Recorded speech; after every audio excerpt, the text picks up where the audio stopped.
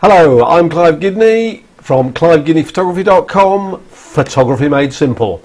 And today I was going to be talking to you about automating noise reduction in Lightroom, but then it occurred to me that maybe some of you aren't fully familiar with Lightroom's noise reduction tools. So I thought we'll make a video on how to do noise reduction, and then we'll come back to the automation of that in another video. What I'm going to show you today, I'm going to show you in Lightroom, but it also works in Photoshop. It's exactly the same process. So let's have a look at an image. So this is an image I shot last week in a local pub watching this band play.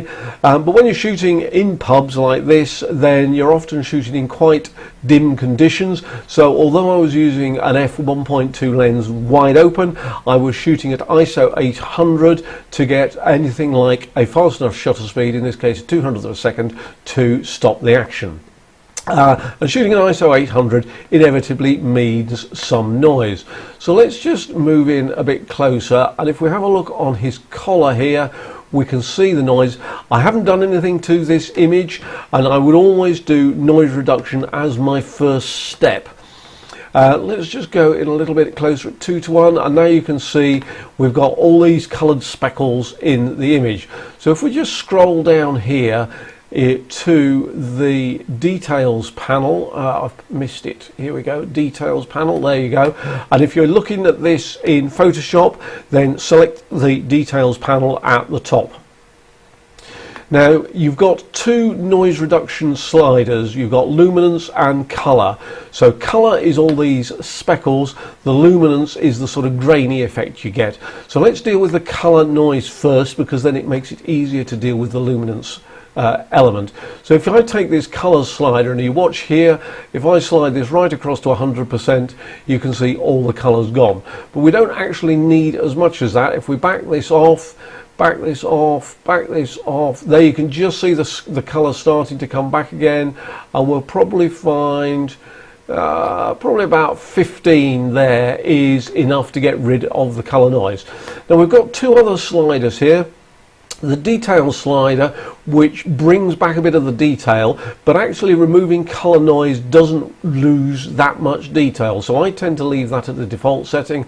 We've also got a smoothness slider, and if you've got big areas of uniform color, and I don't think I have in this picture, oh, there's an area up here, sometimes increasing the smoothness can smooth that out, but it's not making an awful lot of difference in this image, and I find in most cases I leave that at the default setting. So there we've got rid of the color noise, and now we're going to address the luminance noise, this graininess, this monochrome graininess that's left behind.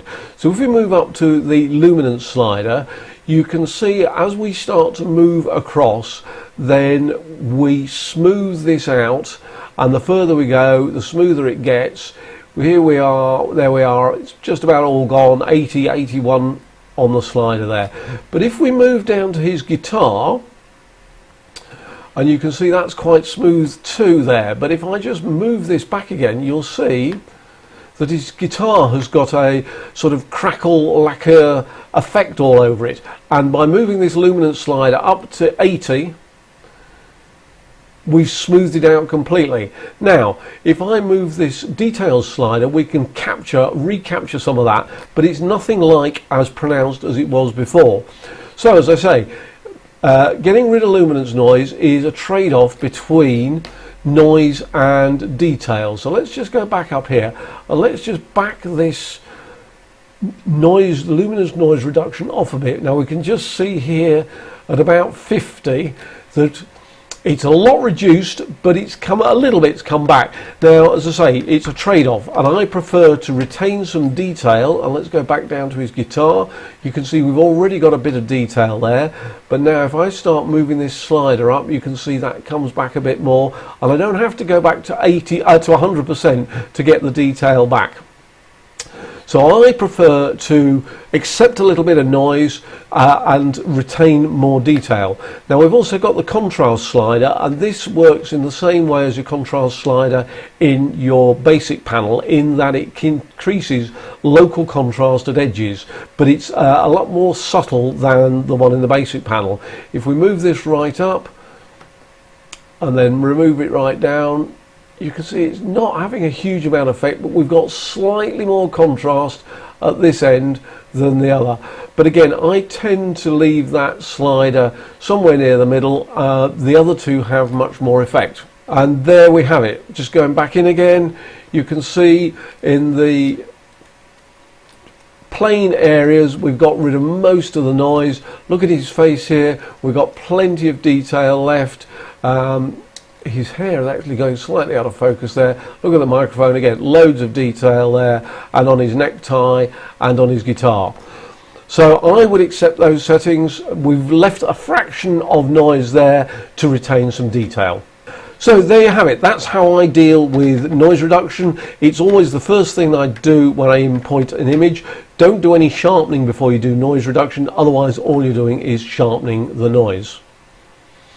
If you found this video helpful and you're watching it on YouTube, make sure you hit the subscribe button down below. If you're watching it on my blog, you'll find a panel over on the side where you can sign up to my newsletter to make sure you don't miss out. So that's it for today. Bye for now.